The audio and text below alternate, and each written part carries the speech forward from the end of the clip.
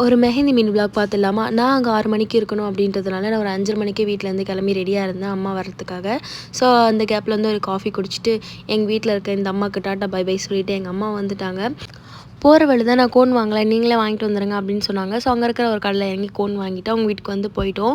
நான் வந்து ஒருத்தவங்க வீட்டில் இறங்கி அதுக்கப்புறம் தான் நான் கிளைண்ட் வீட்டுக்கு போகிறதா இருந்துச்சு. ஸோ அந்த வீட்டில் ஃபஸ்ட்டு வீட்டில் வந்து இறங்கி அங்கே இருக்க ஒரு பாப்பாவுக்கு வந்து மெஹந்தி போட்டேன். ஸோ அவங்களோட ரிலேட்டிவ்ன்றதுனால அவங்களே என்னை கூப்பிட்டு போயிட்டாங்க. ஒரு 7:30 போல். நானே 6:30க்கு தான் வந்தேன், லேட்டாக தான் வந்தேன். ஸோ அதனால் என்னை 7:30 போல் தான் கூப்பிட்டு போனாங்க.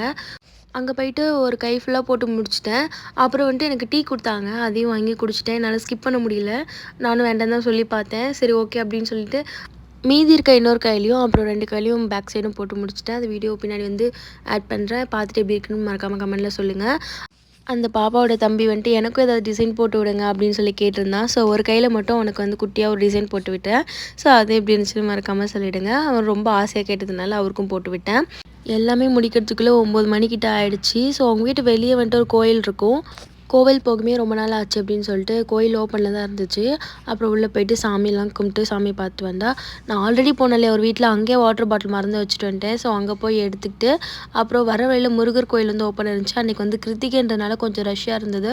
ஸோ முருகரை பார்த்து அந்த திருப்தியோடு மறுபடியும் நான் வீட்டுக்கு வந்து கிளம்பிட்டேன். சாரி நடுவில் வந்து சுண்டல் வாங்கி சாப்பிட்டேன். அப்புறம் வந்து வீட்டுக்கு வந்தால் இந்த குட்டி பசங்க இவனுங்க எல்லோரும் உங்களுக்கு தெரியும். ஸோ அவங்க எல்லாேருக்கும் வந்து பிஸ்கி வாங்கி போட்டு நானும் போய் படுத்து தூங்கிட்டேன். ஸோ அவ்வளோதான் கைஸ். வீடியோ பிடிச்சிருச்சுன்னா மறக்காமல் லைக் பண்ணிடுங்க. டாடா.